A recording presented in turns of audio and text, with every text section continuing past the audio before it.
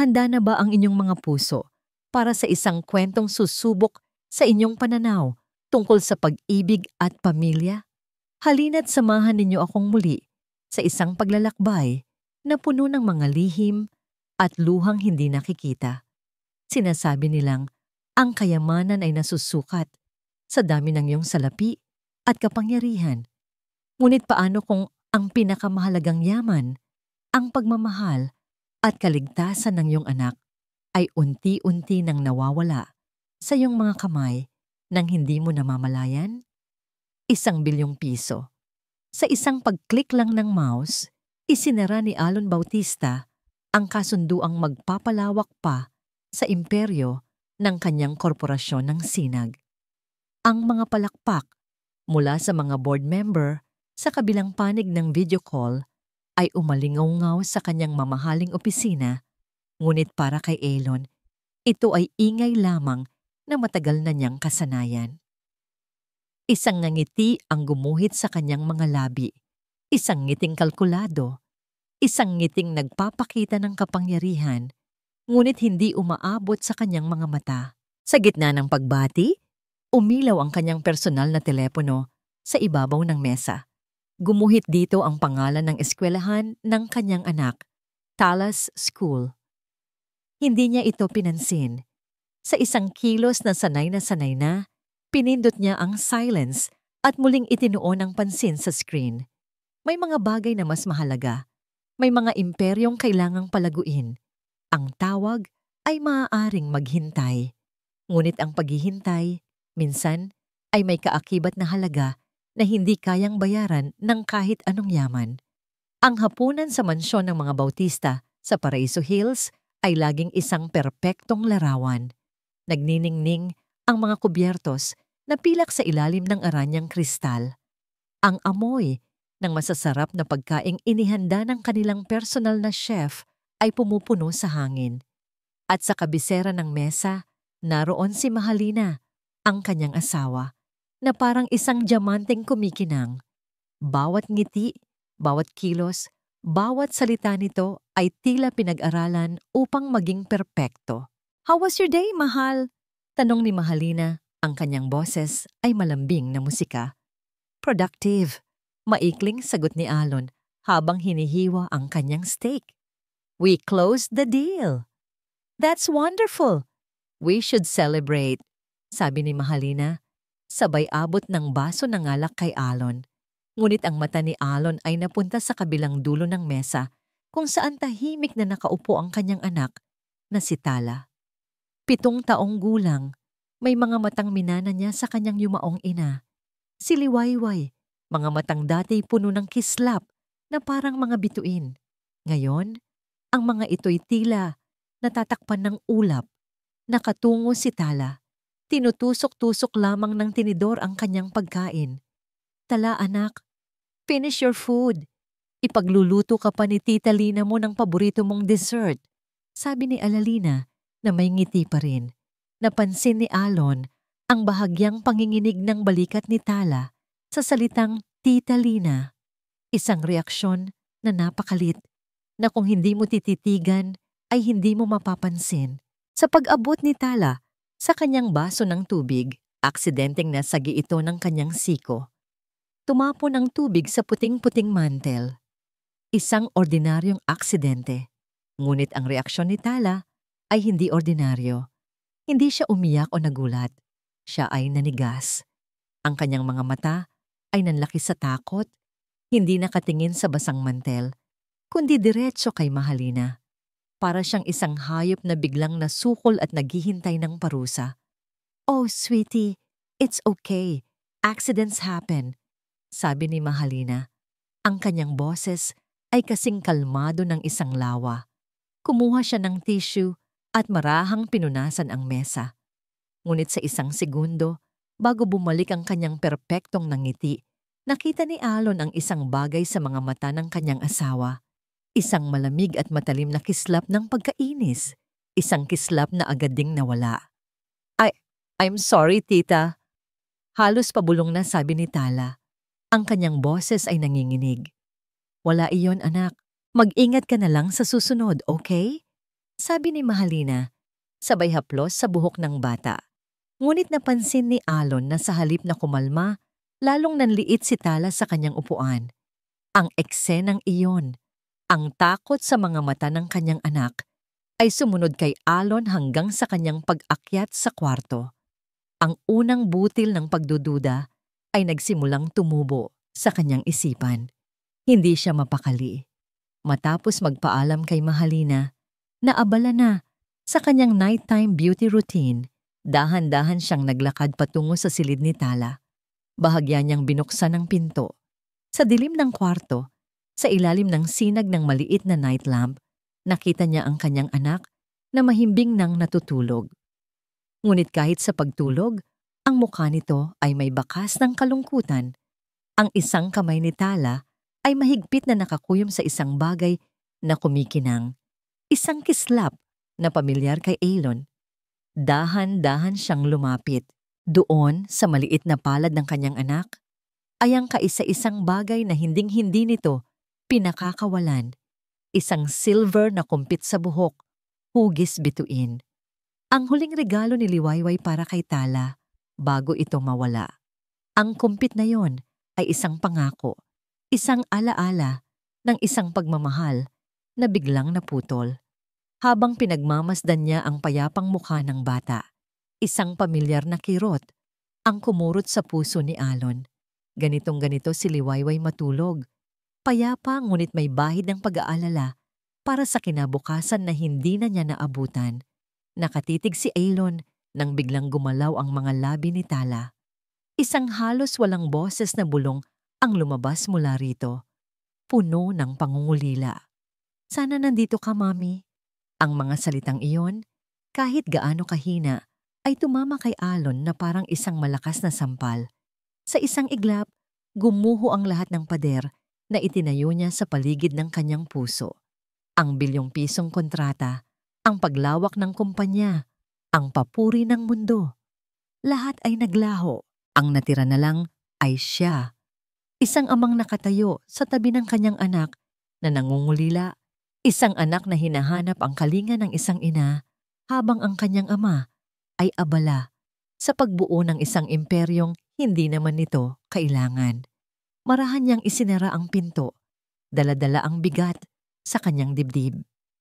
Ngunit ang gabi ay hindi nagbigay ng kapayapaan kay Alon. Ang mga imahe ay paulit-ulit na naglalaro sa kanyang isipan. Ang takot sa mata ni Tala, ang malamig na kislap sa mata ni Mahalina, ang bulong na puno ng pangungulila. Ilang oras ang lumipas, hindi siya dinalaw ng antok. May isang bagay na mali. Isang bagay na hindi niya matukoy, ngunit nararamdaman ng kanyang buong pagkatao. Hating gabi na, nang bumangon siya muli. Tinulak ng isang hindi maipaliwanag na kaba. Dahan-dahan siyang bumalik sa silid ni Tala. Sa pagkakataong ito, hindi katahimikan ang kanyang naabutan. Isang mahinang tunog, isang hikbi. Lumapit siya sa kama. Si Tala ay hindi mapakali. Sa kanyang pagkakatulog, ang kanyang noo ay pawisan at ang kanyang paghinga ay mabilis. Ang mga maliliit niyang kamay ay nakakuyom sa kumot. At mula sa kanyang mga labi, lumalabas ang mga salitang nagpatigil sa pagtibok ng puso ni Alon. Huwag po, tita. Isang pakiusap na basag sa takot. Isang pagsusumamo sa gitna ng isang panaginip na hindi makita ni Alon. Ayoko po. Sakit po. At doon, sa gitna ng katahimikan ng mansyon sa Paraiso Hills, sa ilalim ng ningning ng buwan na tumatagos sa bintana, narinig ni Alon ang tunog ng unti-unting pagguho ng kanyang perpektong mundo. Ang mga salitang, "Huwag po, tita," "Masakit po," ay umalingaw-ngaw sa isipan ni Alon na parang isang basag na plaka. Ang buong magdamag ay ginugol niya sa panonood sa kanyang natutulog na anak. Bawat hikbi nito sa pagtulog ay parang isang karayom na tumutusok sa kanyang konsensya. Paano niya hindi napansin? Paano siya naging bulag sa lungkot na bumabalot sa sarili niyang anak? Sa ilalim ng sarili niyang bubong? Ang sagot ay kasing simple at kasing sakit ng katotohanan. dahil pinili niyang huwag tumingin. Kinabukasan, ang almusal ay binalot ng isang kakaibang tensyon. Si Mahalina ay kasing ganda at kasing sigla ng dati. Ngunit para kay Ialon, ang kanyang mga ngiti ay tila may anino na ngayon. Bawat galaw nito, bawat salita ay kanyang sinusuri. Hindi ka ba nakatulog ng maayos, mahal? You look tired. Tanong ni Mahalina habang nilalagyan ng pagkain ng plato ni Tala. Ito na ang pagkakataon. Napansin ko lang, parang binabangungot si Tala kagabi. Sabi ni Alon. Sinikap na maging kalmado ang kanyang boses. Tumingin siya kay Tala na agad na yumuko at nagkunwaring abala sa kanyang pagkain. Agad na lumitaw ang pag-aalala sa mukha ni Mahalina. Isang perpektong pag-aalala. Oh my, talaga anak, anong napanaginipan mo? Malambing niyang tanong. Hindi umimik si Tala.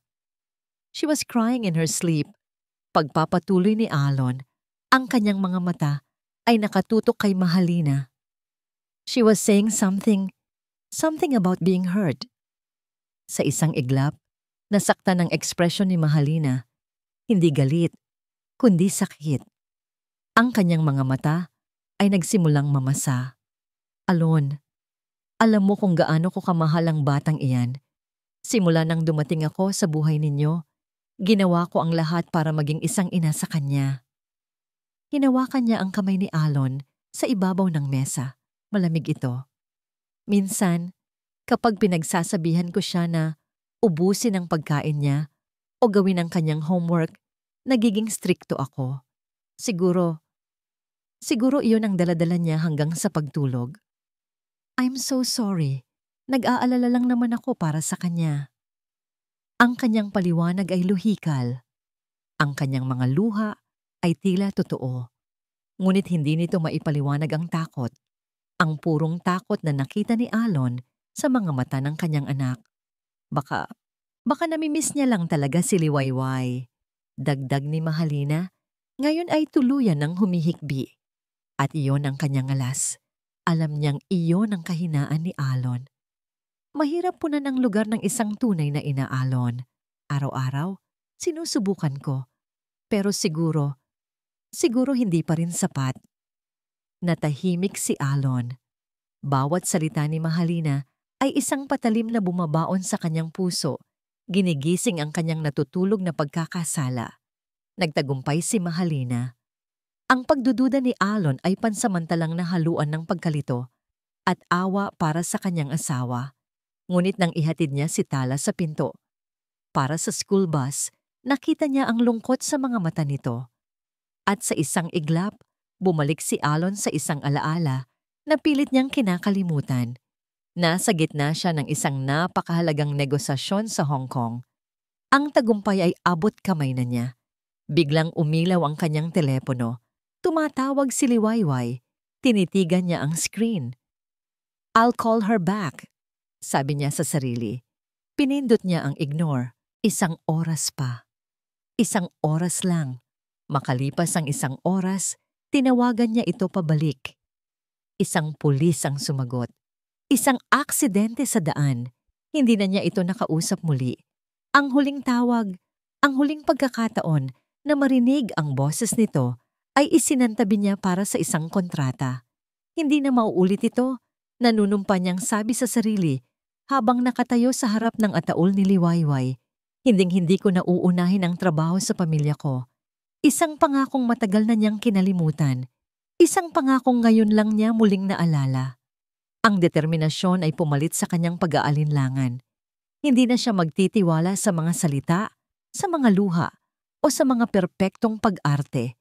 Kailangan niya ng katotohanan, kahit gaano pa ito kasakit. Nang gabing iyon, hindi siya umuwi agad. Nagkulong siya sa kanyang pribadong opisina sa pinakatuktok ng gusali ng korporasyon ng Sinag. Sa ilalim ng liwanag ng isang desk lamp, binuksan niya ang isang maliit na kahon. Sa loob, naroon ang isang bagay na kasing liit ng butil ng bigas, isang state-of-the-art micro-recorder. Kinuha niya mula sa kanyang briefcase ang isang pamilyar na bagay. ang kumpit na hugis bituin ni Tala na palihim niyang kinuha mula sa drawer nito kaninang umaga.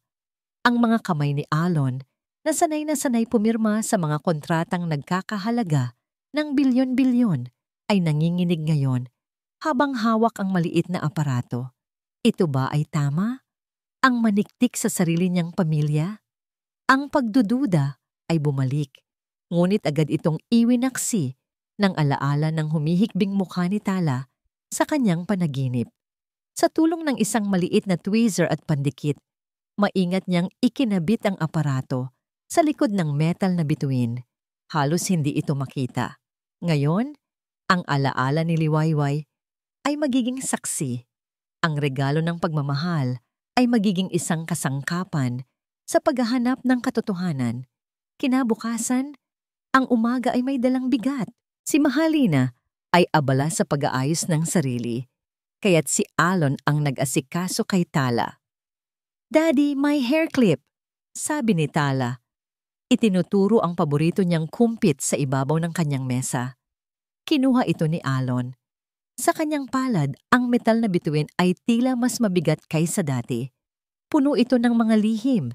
Lumuhod siya sa harap ng kanyang anak upang maging magkapantay ang kanilang mga mata.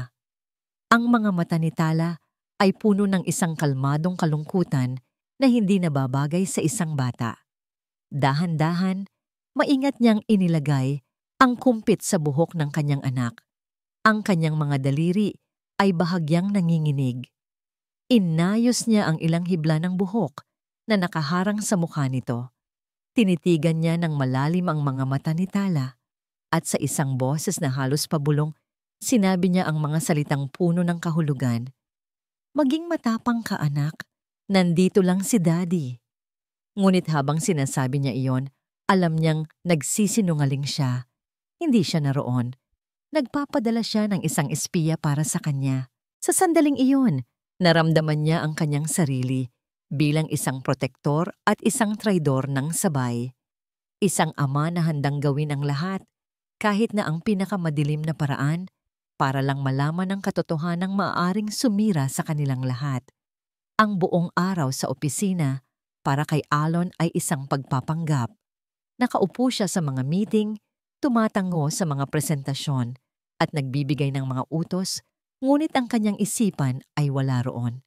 Ang kanyang isipan ay nasa isang maliit na kumpit na hugis bituin na sa mga sandaling iyon ay nagsisilbing mga mata at tainga niya sa mundong hindi niya nakikita. Ang bawat pagtik ng mamahaling orasan sa kanyang pader ay parang isang mabagal na torture. Ang mga numero sa spreadsheet ay lumabo at naging mga walang kahulugang simbolo. Tinitingnan niya ang kanyang telepono bawat 5 minuto.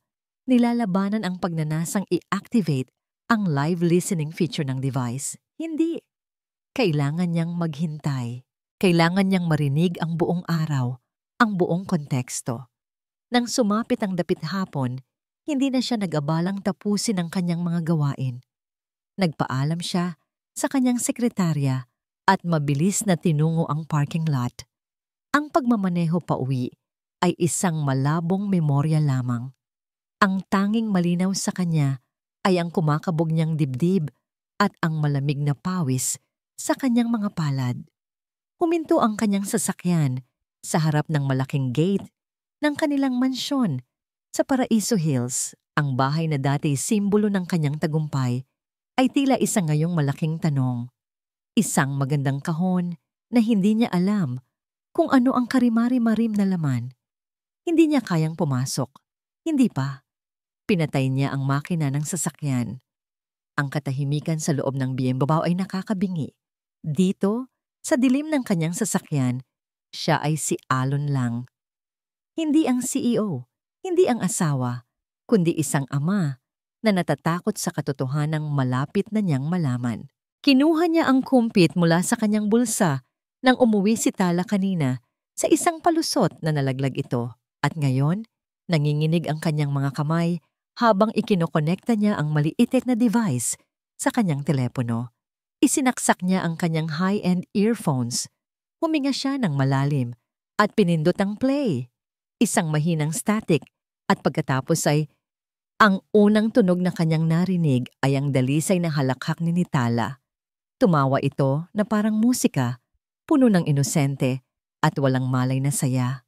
Narinig ni Alon ang tunog ng mga Crayola sa papel. "Look, Tita Lina, I'm drawing a castle." Masayang sabi ni Tala. Sumunod ang boses ni Mahalina, malambing, mapagmahal, at puno ng papuri. "Wow, that's so beautiful, sweetie. You're such a great artist. Kamukha ng kasa ng prinsesa tulad mo." Napapikit si Alon. Isang bahagi niya ang nakahinga ng maluwag. "Nagkamali lang ako. Paranoid lang ako," sabi ng isang tinig sa kanyang isipan. Siguro nga, ang narinig niya sa panaginip ni Tala ay isang masamang panaginip lamang. Siguro ay masyado lang siyang nag-iisip. Nagpatuloy ang recording, mga kwentuhan tungkol sa eskwela, mga kanta, mga tawa, para silang isang perpektong mag-ina. Nagsimulang gumaan ang pakiramdam ni Alon. Pakiramdam niya ay isa siyang hangal. At pagkatapos, nangyari ito. "Oops!" Narinig niyang sabi ni Tala. "Sorry po, tita. Nalagyan ko po ng red yung dress ni Princess." Katahimikan. Isang segundong katahimikan na tila mas mabigat kaysa isang oras na sigawan. At nang muling magsalita si Mahalina, hindi na ito ang boses na kanyang kilala. Ang init ay nawala. Napalitan ng isang lamig na tumatagos sa buto. Ang lambing ay naging isang matalim na patalim. "Sinabi ko nang huwag mong dudumihan yan. Ilang beses ko bang dapat sabihin sa'yo na mag-ingat ka?" Nanigas si Alon sa kanyang kinauupuan. Hindi siya makahinga. "Bakit ba ang lampa mo? Hindi ka ba marunong makinig? Batang walang pakiramdam." Ang bawat salita ay isang piraso ng yelo na tumutusok sa kanyang dibdib. Narinig niya ang mahinang pag-iyak ni Tala. "Pipasensya na po. Huwag kang umiyak-iyak dyan. Walang magagawa yang luha mo." At pagkatapos ay sinabi ni Mahalina ang mga salitang tuluyang dumurog sa puso ni Alon. "Manang-mana ka. Sa nanay mong patay na. Puro pag-iyak ang alam." Isang malakas na kalabog ang sumunod. Ang tunog ng isang bagay na bumagsak o itinapon. At pagkatapos, isang pigil na hikbi. Ang tunog ng isang batang pinipilit na lunukin ang sarili niyang mga luha. Ang tunog ng isang durog na espiritu. Biglang natapos ang recording. Katahimikan. Umupo si Alon sa loob ng kanyang sasakyan, sa gitna ng kadiliman. Ang mga luha ay malayang dumadaloy sa kanyang mga pisngi, ngunit hindi niya ito nararamdaman. Ang tanging nararamdaman niya ay isang nag-aalab na galit na hindi niya pa naramdaman sa buong buhay niya. At sa ilalim ng galit na yon, isang mas malalim na emosyon, ang matinding panlulumo. Ang kalabog. Ano ang tunog na yon? Ang hikbi. Anong nangyari pagkatapos? Ang mga tanong ay umikot sa kanyang isipan. Bawat isa ay mas masahol pa kaysa sa nauna. Ang hindi niya alam ay mas nakakatakot kaysa sa kanyang narinig. Nalaman na niya ang katotohanan. Ngunit ang katotohanan yon ay nagbukas lamang ng isang mas madilim at mas nakakatakot na pinto. Ang bawat hakbang ni Alon papasok sa mansyon ay parang isang suntok sa kanyang sikmura. Ang katahimikan ng bahay ay isang malaking kasinungalingan, isang kumot na nagtatakip sa mga sigaw na siya lang ang nakarinig. Dumiretso siya sa kanilang master suite. Ang kanyang mga kamay ay nakakuyom sa magkabilang gilid. Ang teleponong naglalaman ng ebidensya ay parang isang piraso ng yelo sa kanyang palad. Natagpuan niya si Mahalina sa loob ng kanilang malawak na walk-in closet.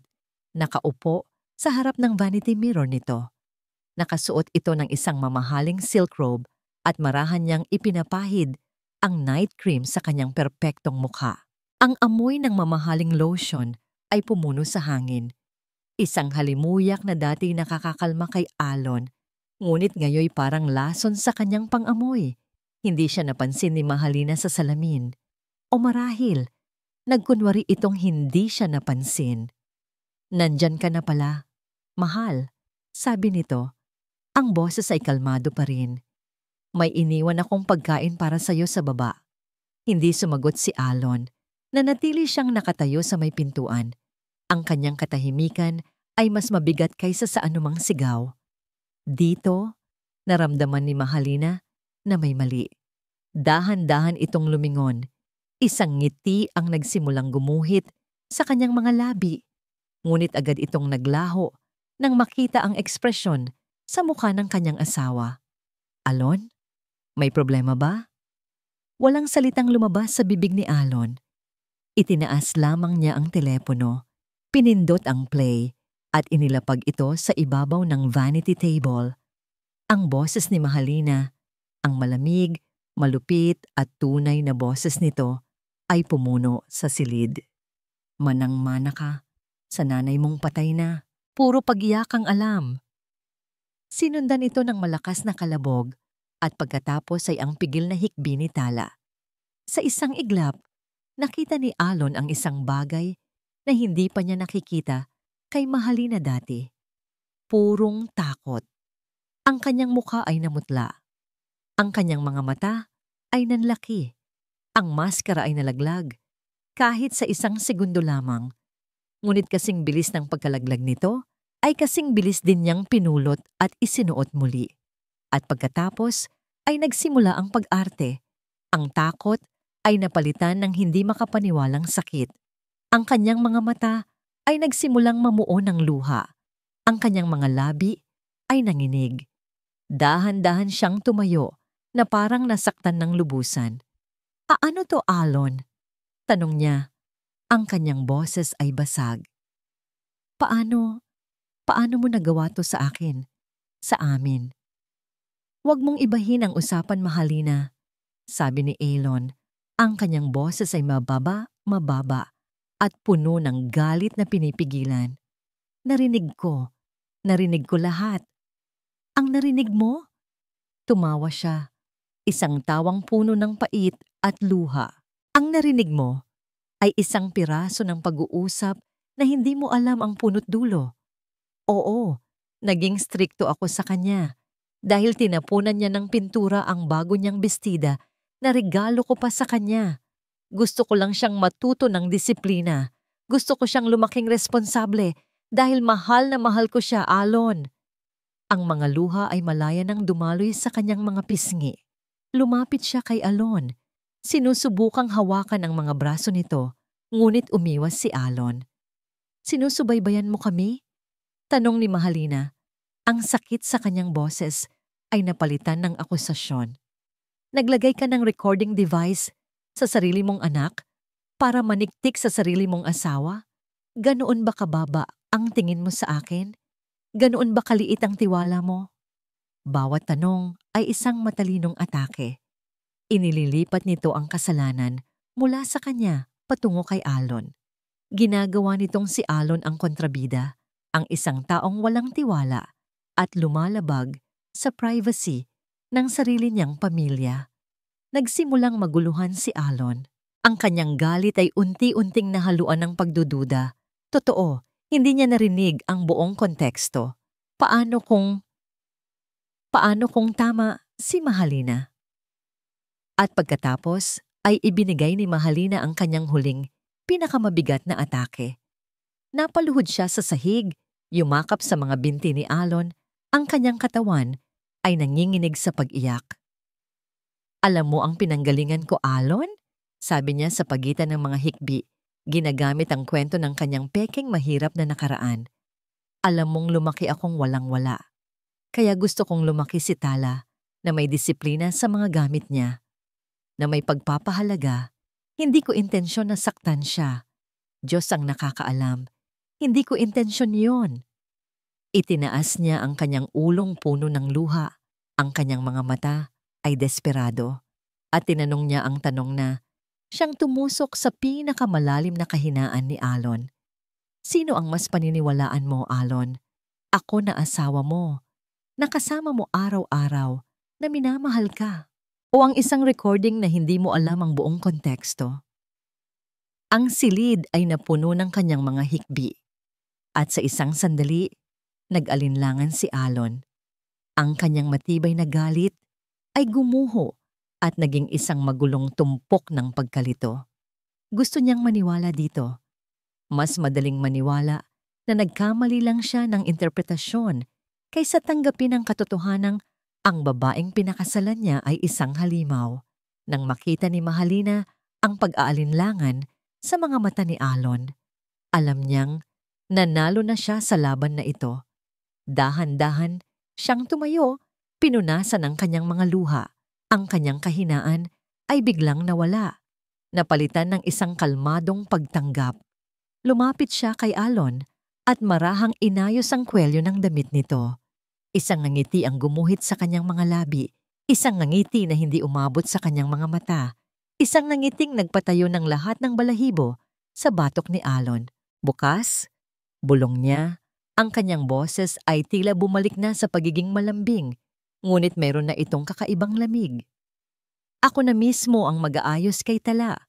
Sisiguraduhin kong suot niya ang paborito mong hair clip. Chay! Ang boardroom ng korporasyon ng Sinag ay isang dambana ng kapangyarihan. Gawa sa salamin at bakal. Tanaw mula rito ang buong lungsod. Sa loob, ang pinakamayayamang tao sa bansa, ang mga shareholders, ay tahimik na nakikinig, habang si Alon Bautista ay nakatayo sa harap, naglalahad ng mga proyeksyon at plano para sa kinabukasan ng kanyang imperyo. Sa panlabas, si Alon ay ang perpektong imahe ng isang CEO. Matalim ang tingin, kumpiyansa ang boses, at bawat kilos ay kalkulado. Ngunit sa ilalim ng kanyang mamahaling suit, ang kanyang puso ay kumakarera na parang isang kabayong takot na takot. Sa kanyang kanang tainga, nakasuksok ang isang halos hindi makitang wireless earpiece. Habang nagsasalita siya tungkol sa market expansion at profit margins, ang kanyang isipan ay nasa ibang lugar. Nakikinig siya.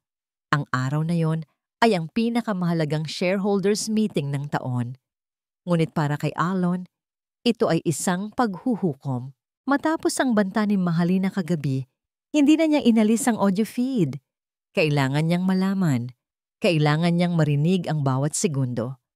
As you can see from these figures, patuloy niya, habang sa kanyang tainga ay naririnig niya ang boses ni Mahalina na nagtuturo kay Tala.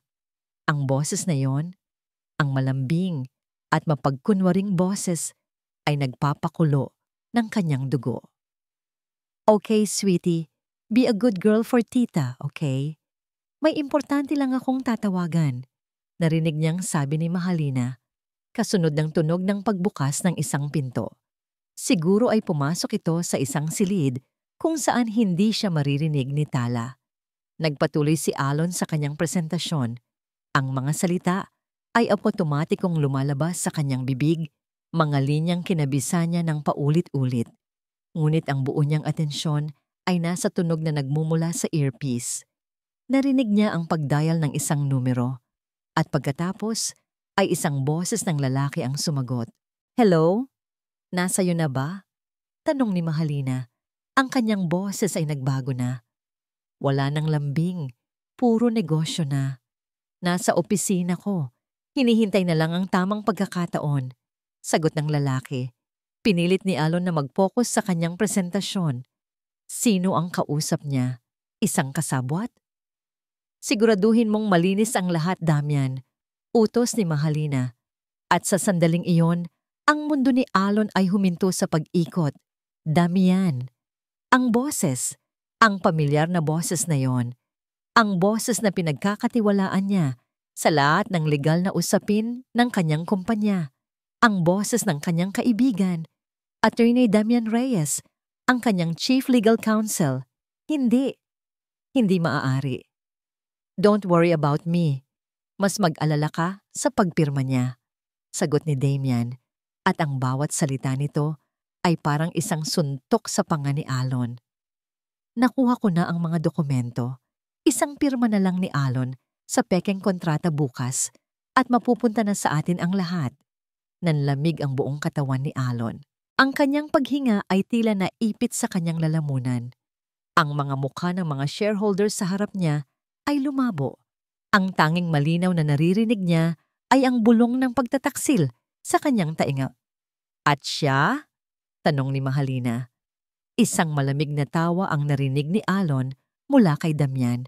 Isang tawang nagpatayo sa lahat ng balahibo sa kanyang katawan. Siya naman ay mabubulok sa kulungan dahil sa kasong fraud. By the time na malaman niyang peke ang lahat, huli na. He'll be trapped. Walang makikinig sa isang kriminal. Ang mga salita ay tumagos kay Alon na parang mga bala. Hindi lang ito tungkol sa pera. Hindi lang ito tungkol sa pagmamaltrato kay Tala. Ito ay isang plano, isang masama at kalkuladong plano upang sirain siya, upang kunin ang lahat sa kanya, at upang itapon siya na parang basura. Ang babaeng pinakasalan niya at ang lalaking itinuring niyang kapatid ay ang mga ahas na matagal na palang nakapulupot sa kanyang leeg. Ang kanyang sariling boses na nagprepresenta ay naging isang malayong ugong na lang.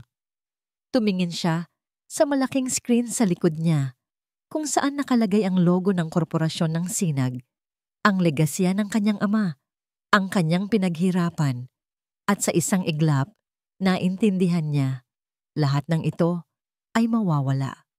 At ang mas masahol pa, ang kanyang anak ay maiiwan sa mga kamay ng mga halimaw na ito. Isang imahe ang pumasok sa kanyang isipan. Si Tala, nag-iisa, umiiyak. Tinatawag ang kanyang pangalan habang siya ay kinakaladkad palayo. Ang primal na instinto ng isang ama ay biglang sumabog sa loob niya. Sinunog ang lahat ng takot at pagkalito. Wala nang halaga ang kumpanya, wala nang halaga ang pera, wala nang halaga ang mga taong ito sa harap niya. Isa lang ang mahalaga. Bigla siyang huminto sa pagsasalita. Ang katahimikan sa boardroom ay nakakabingi. Lahat ng mata ay nakatuon sa kanya, nagtataka. Dahan-dahan niyang ibinaba ang hawak na remote. Tumingin siya sa mga mukha sa harap niya, mga mukhang wala ng halaga. Itinaas niya ang mikropono sa kanyang bibig. Ang kanyang boses, nang muli itong lumabas, ay kalmado sa isang paraan na nakakatakot. The meeting is over. Iyon lang. Binitawan niya ang mikropono na lumikha ng isang malakas na kalabog sa sound system. At nang hindi na muling lumingon, tumalikod siya at halos patakbong lumabas ng boardroom. Iniwan ang pinakamayayamang tao sa bansa na nakatanga. Walang ideya na sa mga sandaling iyon, ang imperyo ni Alon Bautista ay nagsisimula ng gumuho. O mas tama, nagsisimula pa lang nitong iligtas ang kaisa-isang yaman na tunay na mahalaga. Ang bawat segundo ay isang kaaway. Paglabas ni Alon sa boardroom, hindi niya pinansin ang mga tawag ng kanyang sekretarya o ang mga nagtatakang tingin ng kanyang mga empleyado. Ang tanging naririnig niya ay ang malakas na kabog ng kanyang dibdib at ang mga salita ni Damian na umuulit-ulit sa kanyang isipan. Mabubulok sa kulungan.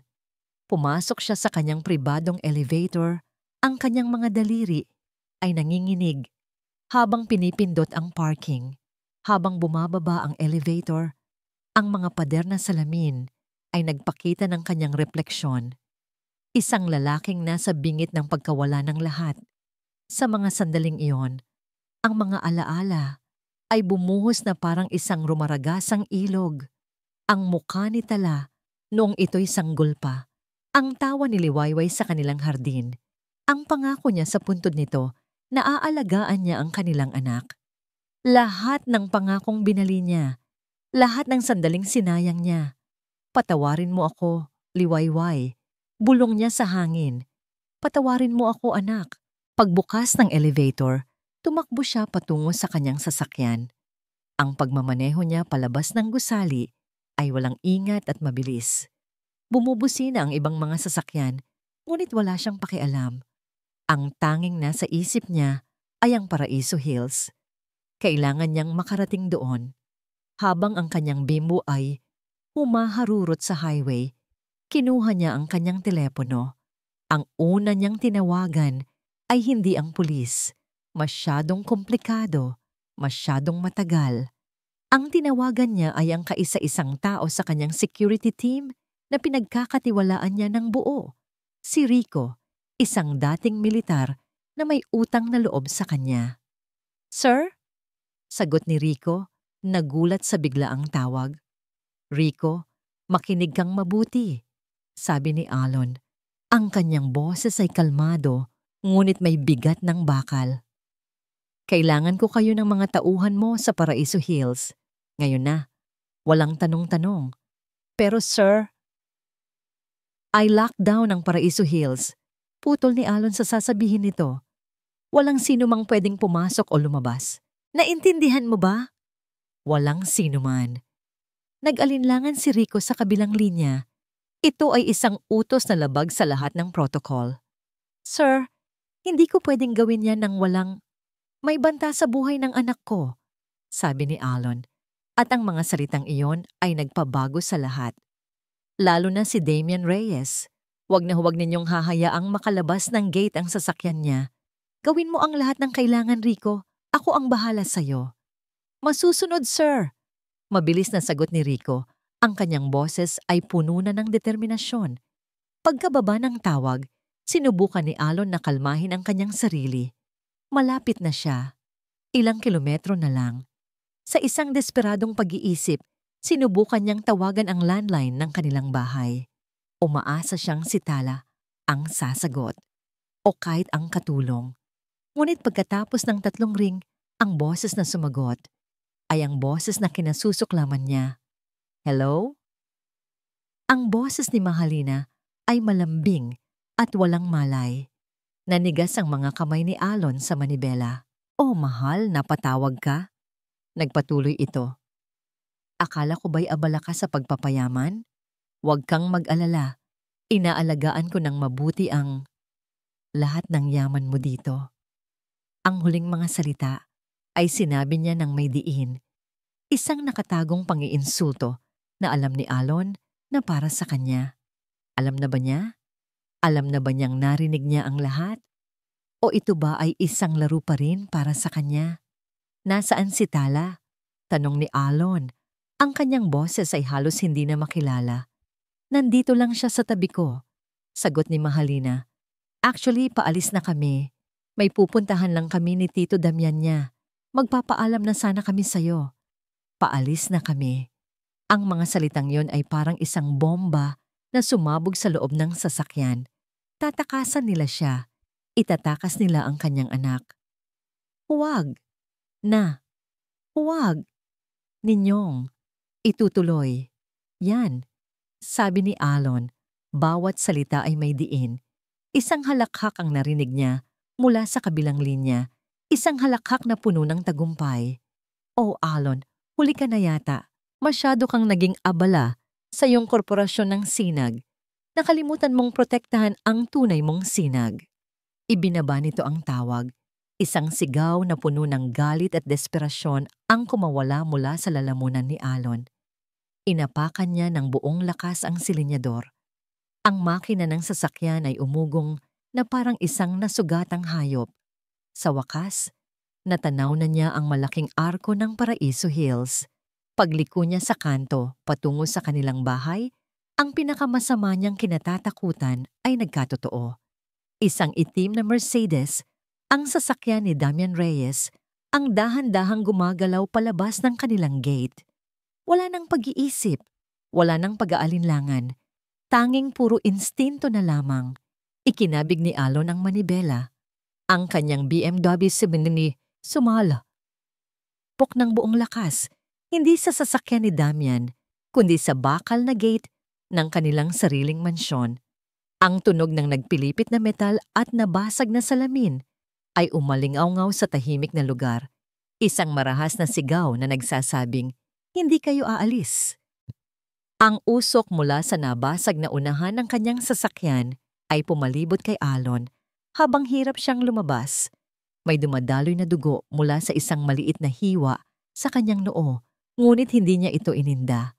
Ang kanyang mga mata ay nakapako sa eksenang nasa harap niya, isang buhay na bangungot. Ang itim na Mercedes ni Damian ay napilitang huminto. Ang driver's side na pinto ay bumukas at lumabas si Damian. Ang kanyang mukha ay isang maskara ng gulat at galit. Mula sa passenger side, lumabas si Mahalina. Ang kanyang perpektong mukha ay nagulo na, hindi dahil sa takot, kundi dahil sa matinding pagkaini. "Nababaliw ka na ba, Alon?" Sigaw ni Damian, inaayos ang kanyang mamahaling suit. Ngunit hindi siya pinansin ni Alon.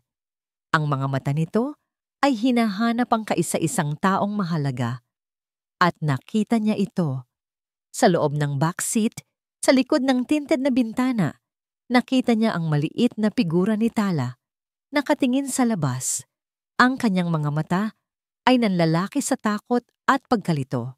Isang bagong lakas ang bumuho sa katawan ni Alon. Isang lakas na nagmumula sa pagiging ama. "Tala!" Sigaw niya at nagsimula siyang maglakad. Hindi tumakbo, patungo sa sasakyan. "Huwag kang lalapit!" Sigaw ni Mahalina. Mabilis niyang binuksan ang pinto ng backseat at marahas na hinila palabas si Tala. Itinayo niya ang bata sa pagitan nila ni Alon na parang isang panangga. "Daddy!" Umiiyak na sigaw ni Tala. Sinusubukang kumawala sa mahigpit na pagkakahawak ni Mahalina. "Manahimik ka!" Bulong ni Mahalina sa bata. Sapat na para marinig ni Alon. "Bitawan mo ang anak ko," sabi ni Alon. Ang kanyang boses ay kalmado na ngayon. Isang nakakakilabot na kalmado. Bawat hibla ng kanyang pagkatao ay gustong sumugod, ngunit alam niyang kailangan niyang mag-ingat. Ang kaligtasan ni Tala, ang una. Isang mapait na tawa ang kumawala sa mga labi ni Mahalina. Ang lahat ng pagpapanggap ay nawala na. Ang babaeng nasa harap niya ngayon ay isang estranghero. Isang nilalang na may mga matang puno ng kasakiman at galit. "Ang anak mo?" tanong nito. Tumatawa. "Ang anak mo na halos 1 taon mong hindi kinakausap? Ang anak mo na mas gugustuhin mo pang iwan para sa isang meeting? Huwag mo akong patawanin, Alon. Ngayon mo lang siya naalala dahil malapit nang mawala sa iyo ang lahat. Hindi pera ang habol ko, Mahalina. Ibalik mo sa akin si Tala." Pakiusap ni Alon. "Hindi mo pa rin naiintindihan, ano?" Sabi naman ni Damian, lumalapit sa tabi ni Mahalina. "Hindi lang ito tungkol sa pera. Ito ay tungkol sa pagkuha ng nararapat sa amin. Ang buhay na dapat ay sa amin." "Anong pinagsasabi mo?" tanong ni Alon. Ang kanyang tingin ay hindi inaalis kay Tala. "Ang tatay ko ay dating kasosyo ng tatay mo," sabi ni Damian. Ang kanyang boses ay puno ng galit na matagal nang kinikimkim. "Niloko niya ang tatay ko. Kinuha niya ang lahat sa amin. Namatay ang tatay ko na isang talunan dahil sa kasakiman ng pamilya ninyo. Ito ay paghihiganti, Alon. At si Mahalina, siya ang nagbigay sa akin ng paraan." Si Mahalina ay ngumiti. Isang ngiting demonyo. "Nakita ko kung gaano ka kadesperado para sa isang palamuti sa iyong braso. Isang magandang asawa para palitan ang multo ni Liwayway at ibinigay ko sa iyo yon. Habang dahan-dahan kong kinukuha ang lahat mula sa iyo. Lahat ng piraso ng palaisipan ay nagkadugtong-dugtong. Ang pagtataksil ay mas malalim pa kaysa sa kanyang inaakala. Sa mga sandaling iyon, ang tunog ng paparating na mga sasakyan ay pumuno sa hangin. Mula sa magkabilang dulo ng kalsada, dumating ang security team ni Alon, pinamumunuan ni Rico. Mabilis nilang pinalibutan ang lugar. Nawala ang nangiti sa mukha ni Damian. "Tapos na ang laro ninyo," sabi ni Alon. Inihanda niya ang kanyang sarili. Nang makita ni Damian na wala na silang takas, isang desperadong galit ang pumuno sa kanyang mga mata. Mabilis siyang sumugod patungo kay Alon. "Hayop ka!" Ngunit si Alon ay handa. Sinalubong niya ang atake. Ang dalawang lalaki ay nagpagulong-gulong sa kalsada. Isang laban hindi ng lakas, kundi ng purong galit at desperasyon. Samantala, mabilis na kumilos si Rico at ang kanyang mga tauhan, pinalibutan si Mahalina na hawak pa rin si Tala. Bitawan mo ang bata, sigaw ni Rico. Nang makita ni Mahalina na talo na siya, isang huling masamang plano ang nabuo sa kanyang isipan. Binitawan niya si Tala at itinulak ito ng malakas patungo sa naglalabang si Alon at Damian. "Daddy!" Sa isang iglap, tumigil ang lahat para kay Alon. Nakita niya ang kanyang anak na natumba at papunta sa gitna ng kanilang gulo. Hindi siya nag-isip. Binitiwan niya si Damian at gumulong para salubungin si Tala. Niyakap ito ng mahigpit at ginamit ang kanyang likod bilang panangga mula sa anumang panganib. Ang pagkakataong yon ang ginamit ng mga security personnel para dakpin si Damian at si Mahalina. Nang matapos ang lahat, si Alon ay nakaluhod pa rin sa gitna ng kalsada. Mahigpit na yakap-yakap si Tala na umiiyak sa kanyang dibdib. Ang tunog ng sirena ng pulis ay papalapit na. "Okay ka lang, anak? May masakit ba sa'yo?" Paulit-ulit na tanong ni Alon. Sinusuri ang bawat bahagi ng katawan ng kanyang anak. Umiling lang si Tala. Ang kanyang mukha ay nakasubsob sa dibdib ng kanyang ama. Habang isinasakay ng mga pulis sa sasakyan, si Damian at Mahalina, dumaan si Mahalina sa tabi ni Alon. Huminto ito sa isang sandali. Kahit nakaposas, ang kanyang mga mata ay nag-aalab pa rin. Tumingin siya hindi kay Alon, kundi sa recording device na nakakabit pa rin sa kumpit ni Tala. Isang maliit na ngiti ang sumilay sa kanyang labi. At bumulong siya, sapat na para marinig ni Alon ang kanyang huling lason. "Kahit manalo ka, habang buhay mong dadalhin ang katotohanang pinabayaan mo ang anak mo." At sa mga salitang yon, umalis na siya. Iniwan si Alon sa gitna ng pagkawasak, hindi ng kanyang kumpanya o ng kanyang yaman, kundi ng kanyang sariling kaluluwa. Lumipas ang ilang linggo. Ang eskandalo sa Paraiso Hills ay naging pabalat ng bawat dyaryo at laman ng bawat balita sa telebisyon. Ang paglilitis ay naging mabilis, salamat sa hindi matatawarang ebidensya mula sa recording device. Ang kumpit na hugis bituin na nagsilbing tahimik na saksi sa lahat. Si Mahalina Velez at Damian Reyes ay parehong napatunayang nagkasala. Mahabang taon sa kulungan ang iginawad sa kanila para sa mga kasong frustrated kidnapping, conspiracy to commit fraud, at child abuse. Natamo ang hustisya. Ngunit habang ipiniposa sila palabas ng korte, ang huling mga salita ni Mahalina ay patuloy na umalingaw-ngaw sa isipan ni Alon na parang isang sumpa. Kahit manalo ka, habang buhay mong dadalhin ang katotohanang pinabayaan mo ang anak mo. Ang mga salitang yon ay mas masakit kaysa sa anumang parusa. Dahil totoo, ang mansyon sa Paraiso Hills ay ibinenta. Masyadong malaki, masyadong malamig, masyadong puno ng masasamang alaala. Si Alon ay nagbenta ng malaking porsyento ng kanyang shares sa korporasyon ng Sinag at pansamantalang ipinaubaya ang pamamahala sa isang trusted board. Ang kanyang buong atensyon sa unang pagkakataon sa loob ng maraming taon ay nakatuon na lamang sa iisang bagay, kay Tala. Ang unang eksena ng kanilang bagong buhay ay naganap sa isang silid na may malambot na carpet at mga laruang nakakalat sa sahig. Isang child therapist's office. Si Tala ay nakaupo sa sahig, abala sa pagguhit. Si Alon ay nakaupo sa isang maliit na upuan na hindi bagay sa kanyang laki. Pakiramdam niya ay mas kinakabahan pa siya kaysa noong isinara niya ang kanyang unang multi-million deal. "Tala is communicating through her art, Mr. Bautista." Mahinang sabi ng therapist na si Dr. Anya. Ito ang paraan niya para iproseso ang mga nangyari. Ipinakita ni Dr. Anya ang isang drawing sa kanya, isang malaking bahay. Sa loob ng isang bintana, may isang maliit na babae na umiiyak.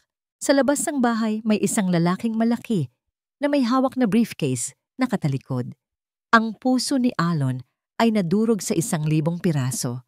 Iyon ay siya. "Subukan ninyo siyang kausapin," sabi ng therapist. Sinubukan ni Alon. Lumuhod siya sa sahig. Sinubukang maging magaan ang kanyang presensya. Anak, ang ganda ng drawing mo. Sino yan? Hindi lumingon si Tala. Nagpatuloy lang ito sa pagkukulay. Isang pader. Isang pader na salamin ang nasa pagitan nila. Nakikita niya ito, ngunit hindi niya mahawakan. Ang katahimikan sa pagitan nila ay mas mabigat kaysa sa sigawan nila ni Mahalina. Ito ang tunay na resulta ng kanyang kapabayaan.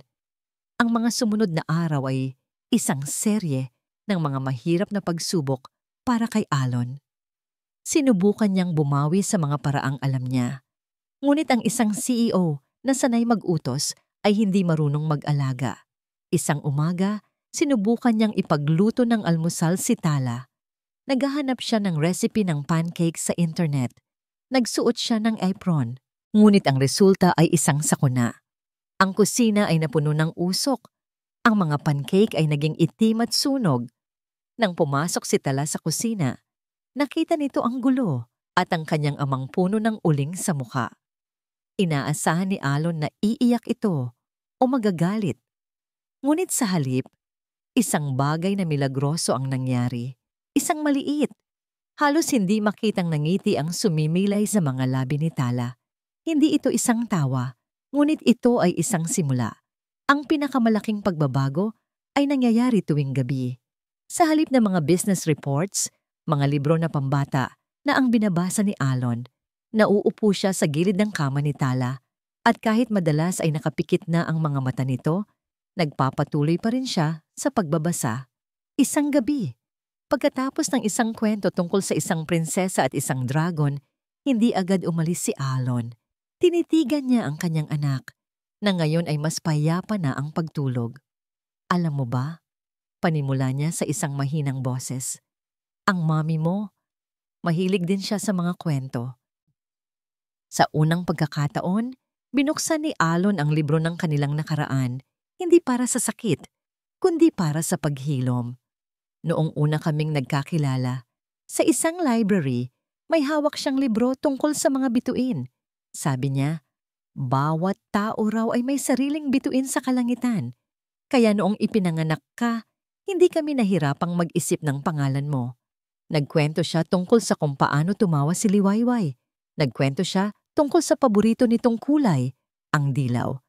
Dahil para raw itong sinag ng araw. Nagkwento siya tungkol sa kung paano nito kinakantahan si Tala sa kanyang duyan. Habang siya ay nagkukwento, hindi niya namalayan na ang kanyang mga pisngi ay basa na ng luha. Ngunit ang mga luhang ito ay hindi na mapait. Ito ay mga luha ng matamis na alaala. Sa gitna ng kanyang pagkukwento, naramdaman niya ang isang maliit na kamay na humawak sa kanyang braso. Napatingin siya. Si Tala ay gising. Ang kanyang mga mata ay nakatitig sa kanya. Mga matang puno ng kuryosidad at hindi natakot. Natapos ang kanyang kwento. Tumayo na siya para umalis. Iniisip na baka napagod na ang bata. Ngunit bago pa siya makahakbang, naramdaman niya ang isang paggalaw.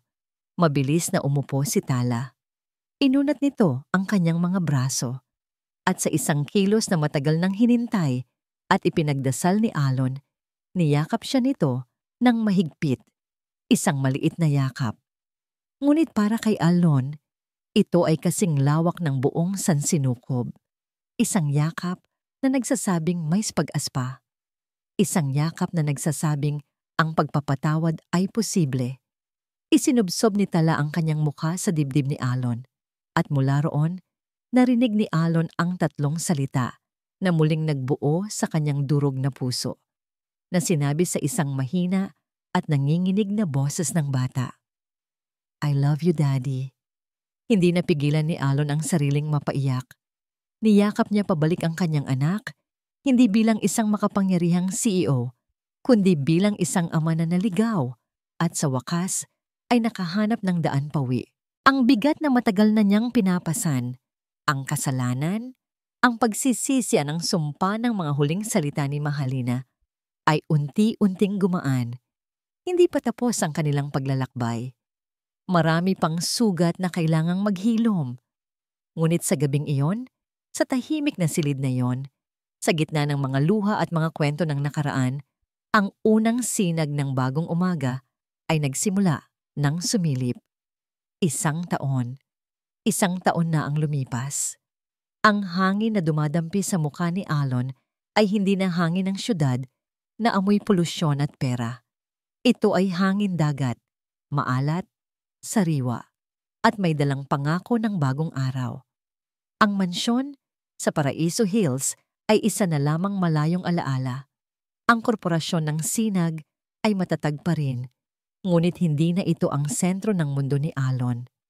Ngayon, ang mundo niya ay kasinlaki lamang ng isang maliit na bahay sa tabi ng dagat, at ang sentro nito ay isang 8 taong gulang na batang babae na tumatawa habang hinahabol ang mga alon. "Daddy, mas mabilis." Sigaw ni Tala. Ang kanyang buhok ay sumasayaw sa ihip ng hangin. Hawak niya ang isang malaking saranggola na hugis agila habang si Alon naman ang nagpapalipad nito. "Sandali lang anak, masyadong malakasan ang hangin." Natatawang sagot ni Alon habang unti-unting binibitawan ng pisi. Ang saranggola ay umakyat ng umakyat, isang makulay na tuldok sa asul na kalangitan. Ang kanilang buhay ngayon ay simple. Ang mga umaga ay sinasalubong ng tunog ng alon, hindi ng alarm clock para sa isang meeting. Ang mga hapon ay ginugugol sa paglalakad sa dalampasigan at pagbuo ng mga kastilyong buhangin, hindi sa pag-aaral ng stock market. Si Tala ay ibang-iba na. Ang ulap sa kanyang mga mata ay tuluyan nang nawala, napalitan ng kislap na mas maningning pa kaysa dati. Muli na siyang tumatawa ng malakas, muli na siyang nagiging isang bata. May mga araw pa rin na mahirap, may mga gabi pa rin binibisita siya ng masasamang panaginip.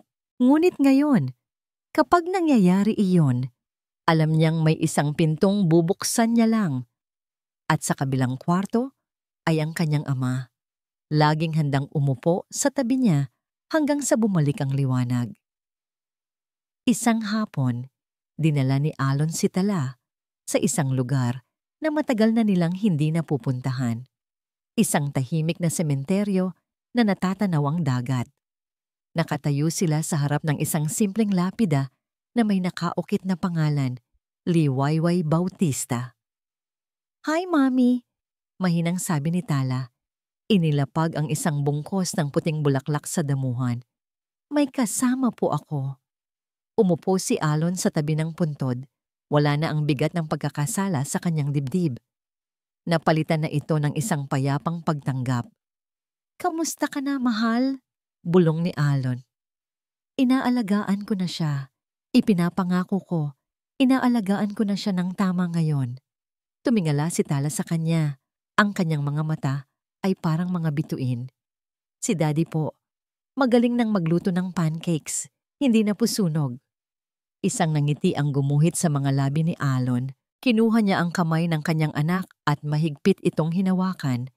Hindi na sila umiiyak sa lugar na yon. Sa halip, nagbahagi sila ng mga masasayang kwento na parang kausap lang nila si Liwayway na nakaupo sa tabi nila, nakikinig at nakangiti. Kinagabihan, habang papalubog na ang araw, magkatabi silang nakaupo sa buhanginan sa tapat ng kanilang bahay, pinapanood ang kalangitan na maging kulay kahel at rosas. Kinuha ni Tala ang isang bagay mula sa kanyang bulsa, ang kumpit na hugis bituin. Hindi na ito ang kumpit na may madilim na sekreto. Ito ay isang ordinaryong piraso ng metal na puno ng mga alaala. Maingat niya itong isinuot sa kanyang buhok. Tumingin siya kay Alon. "Daddy, sa tingin mo, nakikita tayo ni Mommy?" Tumingin si Alon sa papalubog na araw at pagkatapos ay sa kumikinang na bituin sa buhok ng kanyang anak. Ngumiti siya, isang nangiting totoo, payapa at puno ng pagmamahal. "Oo, anak," sagot niya habang inaakbayan si Tala. At sigurado akong nakangiti siya ngayon. Magkayakap silang dalawa habang ang dilim ay unti-unting lumalamon sa liwanag at isa-isang lumitaw ang mga bituin sa kalangitan. Si Alon Bautista, ang lalaking dating nagmamay-ari ng isang malawak na korporasyon, ay nakahanap ng isang mas malawak na kaharian sa yakap ng kanyang anak. Ang mga gusali at salapi ay maaaring gumuho. Ang kapangyarihan ay maaaring maglaho. Ngunit ang mga sandaling tulad nito, ang init ng yakap ng iyong anak, ang tunog ng kanyang pagtawa, ang pag-asang dala ng bagong umaga, ito ang mga bagay na hindi kayang bilhin o nakawin. Tumingin si Alon sa kanyang anak na payapang nakasandal sa kanya. Ang bituin sa buhok nito ay kumikinang sa ilalim ng liwanag ng buwan. At sa kanyang puso, isang bulong ang kanyang binitawan, isang katotohanang ngayon niya lang lubusang naunawaan. Ito ang tunay na korporasyon ko, ito ang tunay na yaman. At dito po nagtatapos ang ating kwento. Isang paglalakbay mula sa kadiliman ng kapabayaan patungo sa liwanag ng pagbabago. Ang kwentong ating napakinggan ay isang paalala na ang tunay na kayamanan ay hindi nasusukat sa dami ng pera sa ating bangko o sa taas ng ating posisyon sa trabaho. Ang tunay na yaman ay ang oras at pagmamahal na ibinibigay natin sa ating pamilya. Minsan, sa sobrang paghahangad nating bigyan sila ng magandang kinabukasan, nakakalimutan nating maging bahagi ng kanilang kasalukuyan. Huwag nating hintayin na may masamang mangyari bago natin mapagtanto kung ano ang tunay na mahalaga. Maraming salamat po sa inyong walang sawang pagsubaybay at pakikinig. Sana po ay may napulot kayong aral at inspirasyon sa kwento ni Alon at Tala. Nais po naming marinig ang inyong mga saloobin. Ano po ang masasabi ninyo sa kwentong ito? At anong uri naman ng mga kwento ang gusto ninyong marinig sa mga susunod? I-comment nyo lang po sa ibaba. Hindi dito nagtatapos ang ating paglalakbay. Marami pa pong kwentong kasing ganda at mas puno ng aral dito sa aming channel. Kung nagustuhan nyo ang kwentong ito, i-like, i-share sa pamilya at mga kaibigan. At mag-subscribe na rin para lagi kayong updated sa mga susunod pa naming kwento. I-click nyo ang notification bell para kayo ang unang makarinig kapag may bago kaming upload. Pagpalain po kayo ng Panginoon, kayo at ang inyong buong pamilya. Hanggang sa muli.